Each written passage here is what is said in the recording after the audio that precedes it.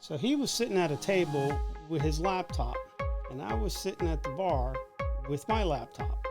I was able to log into his laptop and map out his entire C drive. His jaw dropped. Yep.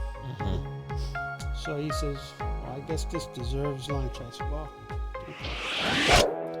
Hello, everyone. I'm Jason Perez, And I'm Wesley Long. and we're bringing you a fresh new take on disaster preparedness. Welcome to Disaster Class.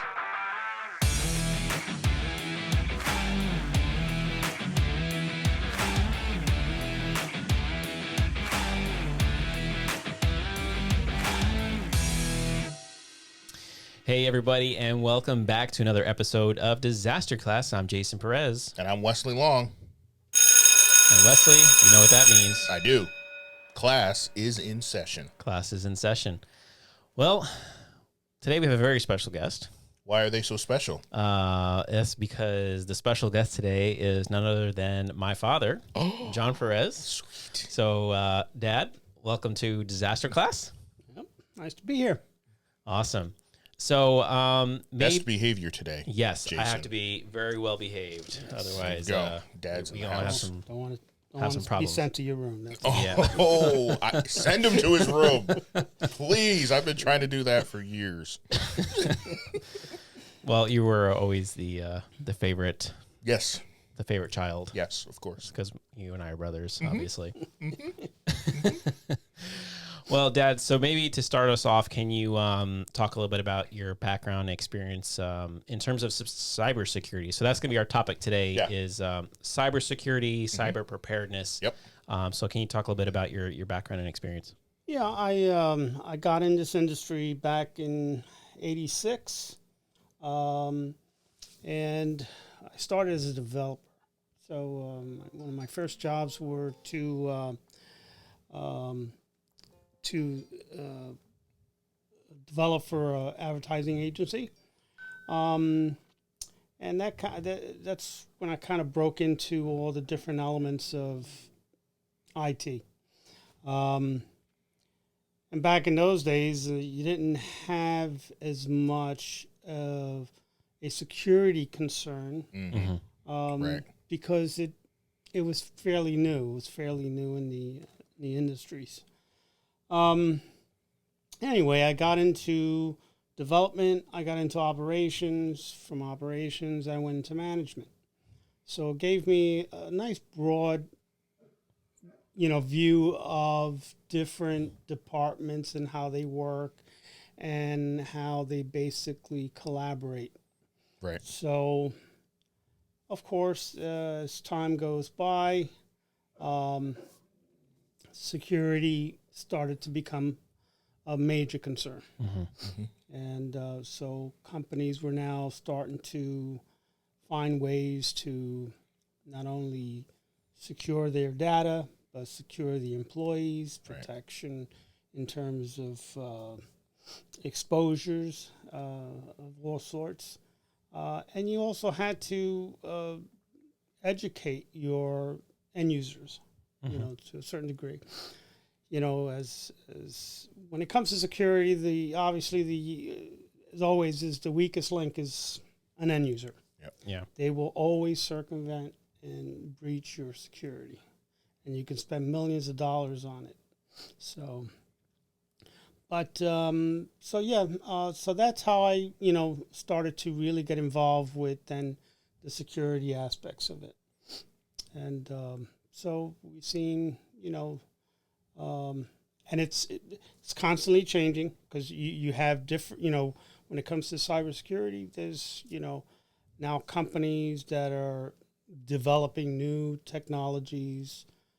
You have AI now involved with combating some of this cyber threats. So Yeah, that's what I was going to ask. What are some of the new trends in cybersecurity attacks? Yeah, there's so many different trends now that you have companies like Cisco and Microsoft and even Intel and some of the hardware manufacturers and software developers. And so they're finding different ways to come up with different trends to introduce some of the customers, like the banking industries and financial institutions and stuff. So there's cybersecurity mesh, which is a collaboration of different types of technologies that not only work internally but also externally. Right. And when you look at the way people now communicate, it's a whole mesh of different types of communications going on. And so you got to look at ways to protect and encrypt that information so it doesn't fall into the wrong hands. Yep. But some of the exposures that we've been seeing, and they get these hackers and even these networks. They have specialized networks now that's all they specialize in is how to circumvent your security. Yeah. Yep. And they'll, they have a team of people working underground. Yep. And seeing how they can literally poke holes in your defense. Yeah, exactly. And they're literally like organized crime rings. It really is. Just, yeah. Well, it's the newest crime wave there is because they can steal millions, if not billions of dollars. Yeah. Without actually having a weapon. The weapon is basically there. And without leaving their home. All of us like to work remote. Now they're working remote as well. Absolutely. Yeah, exactly. Yep. Hey guys, we're going to pause real quick for this week's sponsors. Sawyer Products offer the best, most technologically advanced solutions for protection against sun, bugs, water, and injuries. Everything from insect repellents to water filtration. Their water filters are used in disaster situations all across the world. So whether you are in the backcountry or in the backyard, check out Sawyer.com to learn more. Instinct Ready is here to help educate, prepare, and equip you for disasters. Everything from disaster preparedness education to quality survival products. Use promo code DISASTERClass at InstinctReady.com today for 10% off site-wide, because preparedness starts at home. When you need an emergency plan, you need Doberman Emergency Management. Whether you are buying a home and want to know about your local hazards, or you are a professional needing additional support, Doberman Emergency Management can help. Visit DobermanEMG.com today to learn more. So, the cybersecurity field is just absolutely exploding right now. There's so many. They're just trying to stay ahead of all the different types of attacks. Absolutely. And so there are different variety of cyber attacks. Can you explain a little bit, like what are some of the different tactics that these criminals will use, and how they work? Because I think it's important just for our audience, just everyday people, to be aware, because they hear terms like malware and ransomware and phishing and all these types of terms. Are they all the same? Are they different? So can you kind of maybe break down just maybe a few of those and explain what exactly they are and how they work?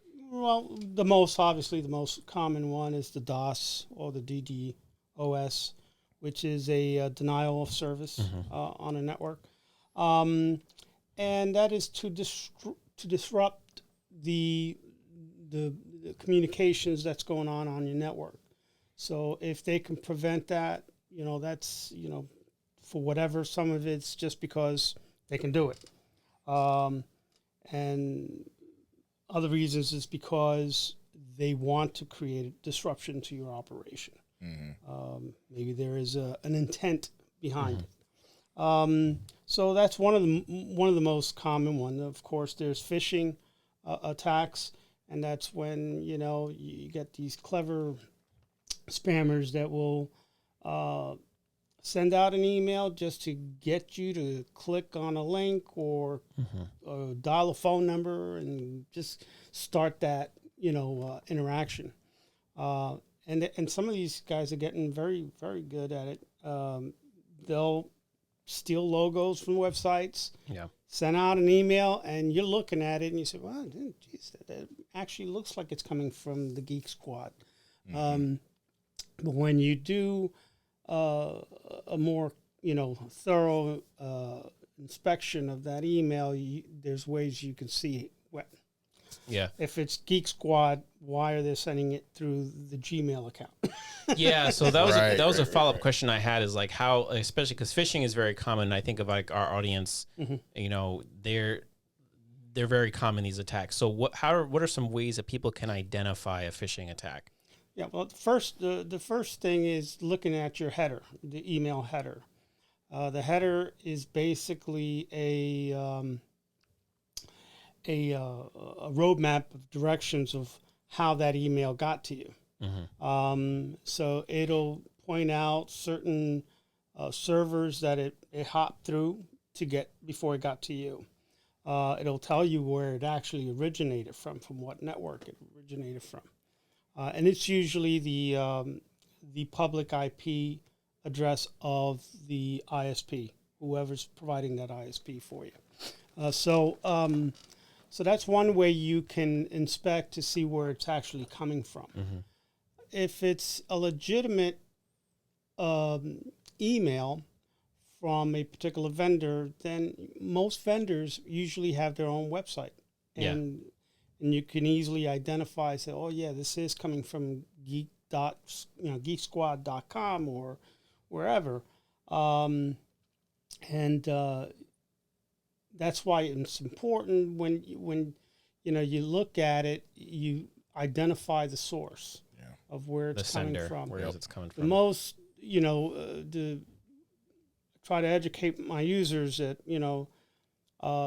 even though you may know that person, you still have to be vigilant, in terms of inspecting that email, because that person, might have gotten hacked. Correct. Yeah, to be being sent from and that. that's another common attack, is that they hijack phone books. Yeah. So your phone book on your Outlook or your email software.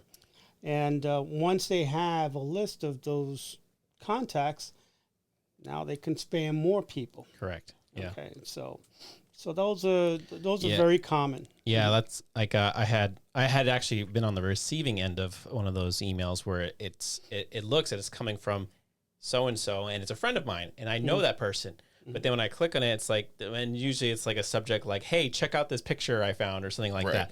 And then there's usually like a link, and but then was like, wait a second, and then you click on the sender, and it's like you realize, okay, that's not coming from them; it's coming from some random email address. I've been there. Yeah, and then so definitely don't want to click on those links. Right. Yeah. And then of course another common one is what we call scareware, and those are attacks that they'll send out an email stating that they have some information on you, and they're going to try to extort, payment, or you're happening to be, surfing the internet, and you stumble upon a website, and then that website can be infected as well, and I've seen where now a pop-up comes up. And pop-ups are very common in just about any website out there. And then you get a pop-up warning you that, your machine has been locked, and you got to do this, you got to call this phone number, or it's infected. And those are typical scareware. They're not high severity attacks, but they're designed to scare that individual in taking an action. Yeah. And so the most common way to avoid some of those things is obviously, those types of attacks can be easily remedied by just either rebooting your machine and it just went away. But the most dangerous ones out there are the ransomware. Yeah. Because they're a little bit more abrasive in terms of the attack. They'll encrypt your data and lock you completely out. And I've heard, and some of these attacks are getting much, much more sophisticated. and they're even hitting some of the big corporations out there. Yeah. Including Microsoft. Wow, of course. They're a target. Yeah. And I want to talk a little bit about ransomware later, but yeah, so this is one of those scenarios where they've actually gotten access to your data, to your command, and now they're encrypting it, and it's exactly what it sounds like. They're holding it for ransom. Holding your information. They're going to lock up your stuff until you pay them. That is correct. Yeah. Mm-hmm. So, and that kind of leads me into one of the next questions, and that is the consequences. Like if you've been hit by a cyber attack, sometimes maybe people can think, well, the consequences are just virtual. But what are some of the real world impacts that a cyber attack can have on someone?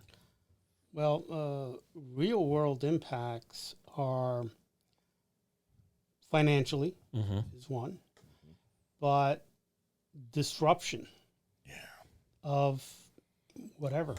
It could be a utility. It could be even medical services. Correct. Yep.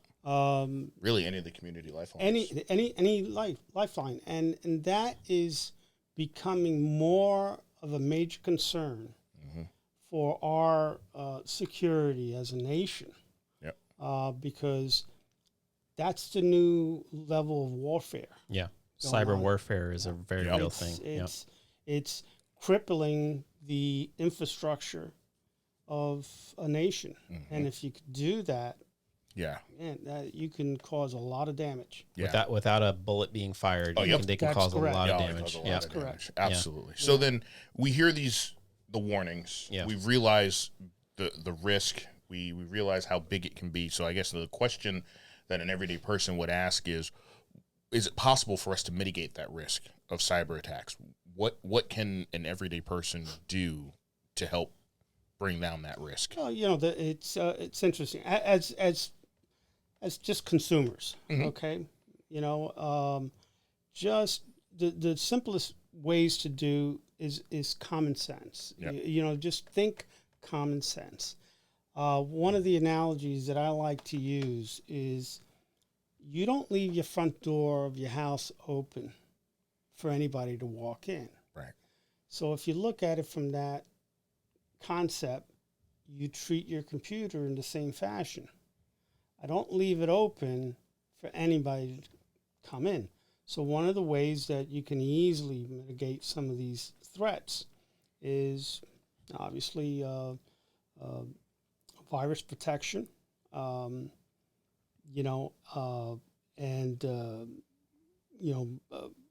backing up data, maybe utilizing a cloud service, turning on security features of the OS, and just very simple practices that you can do.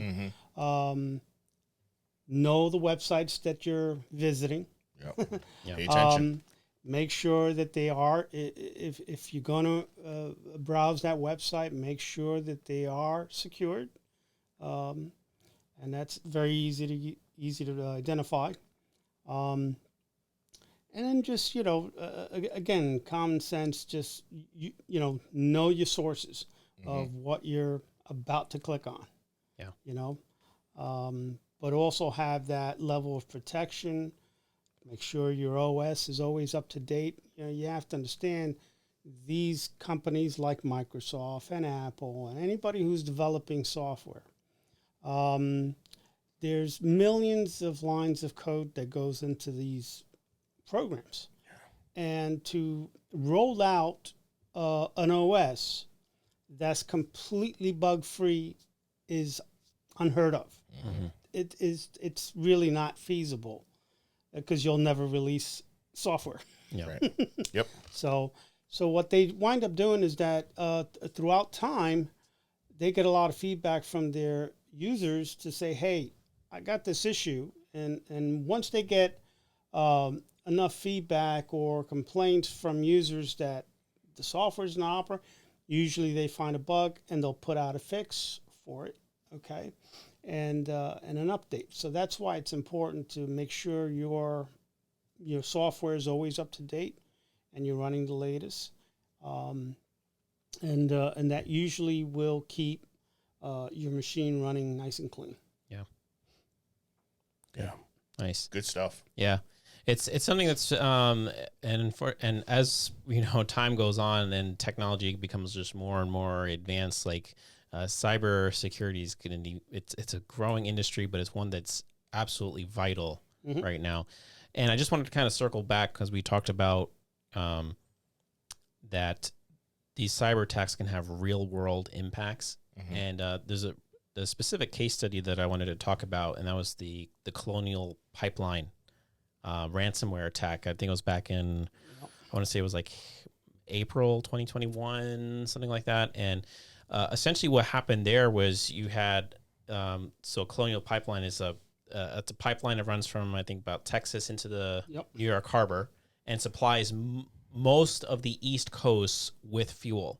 So gasoline, heating oil, and in our modern society here in the United States, we depend on fuel. Yep. Absolutely. And so they were hit with a ransomware attack, encrypting data. And at the time, they didn't know how much access they had gotten.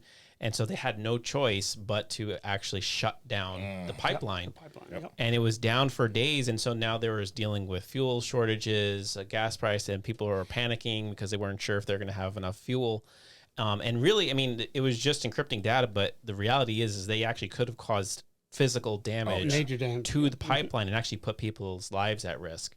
And also just think about it, if that was allowed to go on for an extended period of time, then you had fuel shortages, and thinking about all the cascading impacts it just gets worse and worse. Vehicles not having, and then even like critical services. Now it's like you kind of, so when we talk about, Wesley, like the community lifelines, okay, maybe our personal data could be at risk of a cyber attack, but even our national infrastructure. Correct. Is nowadays, with everything being... Everything's online. Everything's online and connected. Even national infrastructure, critical infrastructure is at risk. Healthcare. Too, like hospitals have been at risk of cyber attacks, and where these systems that like patient charting and all this stuff gets down, and now you're impacting healthcare. So it's something that it needs to be taken seriously, and even our listeners, the end consumer, just needs to be concerned about too, because there can be really bad critical impacts that could happen to them. So absolutely, that is correct. It's powerful. So where can people go to stay in touch with you? Of course, you have your business. So what can you tell us a little bit about what you do and where people can go to stay in touch with you?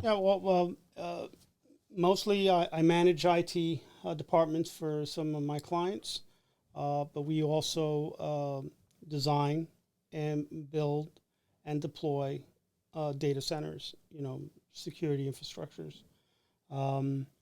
We also do security surveillance installations, but anything that pretty much, the way the like you said, we all depend on now information. So we're glued to the internet. We find ways to communicate back and forth and how to integrate all these levels of technology that exist out there. So years ago, I decided to go into other avenues, pretty much like automation and security, surveillance, and even into IT. All these things talk to each other. Pretty much. Everything, now you think about all the smart homes, all these technologies, appliances talking to each other. So that's where, the industry has gone. So I got more involved with some of that technology. So you can find out more about what we do, by going to our website. We also have a Facebook page, have a gallery on the Facebook page. You can see some of our installations. But we have clients from just about all sorts of industries, from hospitality to security companies, We do financial, legal, even medical. Thanks. So, so we have expanded our services by learning about all these different technologies that exist. So one of the key focuses that we do is I'm not a specialist on any particular technology. I do dabble in a lot of it, but I bring solutions to my clients and show them how to leverage the latest technology for their industry. Nice. And that's basically what I do. Nice. Yeah. Very good. And we'll Really put some links in the show notes and where you can go and people can go to keep in touch with you. Yeah. And that's actually just one brief call out because you just mentioned it, and it just reminded me. Everybody's doing these smart homes, like all these gadgets now, right? Like your refrigerator connects to the internet Correct. now. Yep. Everything connects to the internet now. Yep. And maybe just you can comment briefly on some of those concerns that people should have when they're getting these appliances that are smart appliances. What are some of those security risks of having some of those things? Well, yes, and that's a good question. Some of the most common mistakes that I see when people try to get into some of that technology and install it in their homes and try to make their homes smart, it's always a good idea to get an assessment of the security on your network, because a lot of these devices are very new. A lot of these companies are new to providing smart appliances, and don't really sometimes take the time to make sure they're deploying something that is very secure. I don't know if you guys can remember, but when back in years ago, where you wanted to get a router for your house, well, got a router and pretty much out of the box you can get it working. Yeah. There was some security, but very, very basic security. And a lot of people didn't bother changing passwords on these devices. So a lot of the hackers knew how to basically break into a home router because it was easy, Especially because the IP addresses were kind of static for setup. Yeah, and there was only like 3 or 4 brands, Linksys. Like there weren't a lot of brands, so it's like, okay, I know what brand, that brand uses this IP data set. Well, so absolutely.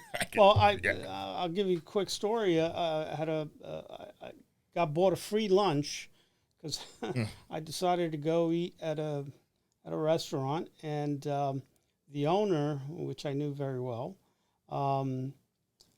came up to me and he says, "Oh, how do you like our Wi-Fi?" And I said, "Well, I'm not using your Wi-Fi. I'm using my own." He says, "Oh, okay." He goes, "We have free Wi-Fi here." I said, "Yeah, I'm aware of that." Thanks, but no thanks. But he said, "Well, why don't you use free Wi-Fi?" I said, "Well, I'll give you an example." I said, "Well, because they're not secured." He goes, "What do you mean they're not secured?" I said, "Well," I said, I'll demonstrate. So he was sitting at a table with his laptop, and I was sitting at the bar with my laptop. So I hopped onto his Wi-Fi. I already saw what router he had. It was a typical, I won't mention the name brand. But, right. But in case they're listening. So I said, okay, well, I'm very familiar with this brand. And I said, what are the chances that he didn't bother to change the password on this router? So I took a stab at it. And it was 100% that he didn't change the password on his router. So within 2 seconds, I was already logged in as the admin on that router. Now I go to a section of the router, and because there was only really him and I in the dining room, there weren't a lot of options, So I go to obviously where the router keeps a list of who's connected. I saw his IP address, and then I did my other simple analysis. What's the chances that he's running a Windows laptop? I said, it's pretty high. Okay. The third mistake that people, well, the most common mistake people do is that they never bother to change passwords, or they'll create the weakest password you could possibly think of. So I said, well, he's a Windows password, and I know by default back in those days that Windows laptop comes with a built-in administrator account. What are the chances he didn't change that password for the... So I go in, and sure enough, I was able to log into his laptop and map out his entire C drive onto my laptop. And then I showed him, and this literally took me no more than 15 minutes to do. Right. So I said, well, I'm going to show you why. And I showed him, I said, here are all your files. When he saw his files mapped out to my laptop, his jaw dropped. Yep. Mm-hmm. So he says, well, I guess this deserves lunch. I said, well, okay. I'll accept your lunch. Consider this. Yeah, hard-learned lesson for just a free lunch. So sure enough, then the next thing he did was to change passwords. And I told him, a good practice is make a difficult password. Yeah. And, that's another a step some users can take to, mitigate some of these attacks. Yep. And just get into a cycle. Maybe change your password every 6 months. Yeah. Yeah. Every couple months, change it out. Yeah. Every 6 months, and try using different variations of it, and never use the same password for everything. Right. Mm-hmm. Because if they get into one thing, most likely they're going to try it on others, and if it works, well, guess what? They now got the keys to the kingdom. Yeah. Yep. Which is why I couldn't even use the computer when I was living at home, because I couldn't even log on. Dad locked it down. No playing games. It was too secure even for us. Nice. Well, awesome. Thanks so much for nice little education for giving us those security tips, and hopefully our listeners can put some of those to use and help secure some of their devices and electronics. So, You're very welcome. Glad to be here. Yep. Thanks for coming on. Thank you. Appreciate it. All righty. Well, Wesley, as always, there's homework. Yes. We hope that all of our listeners and viewers can subscribe, sign up for alerts so that when we drop new episodes that you're caught up to date with everything that we're putting out for you guys. Please comment. Please leave a review, 5-star. Let us know something that you liked from this episode. We love to hear from you. And as always, if you have a question, you have a preparedness tip, a disaster story to share, send us an email at disasterclass@instinctready.com, or send us a message on Instagram, Facebook, Twitter, or LinkedIn. And doing so will always put you in the running to be featured on the show and win some cool prizes. So as always, thanks so much for listening to Disasters Class. Stay educated. Stay prepared. Stay equipped. Love it. Class is dismissed. Class is dismissed. Disaster Class is part of the Readiness Lab, the home for podcasts, webinars, and training in the field of emergency and disaster services.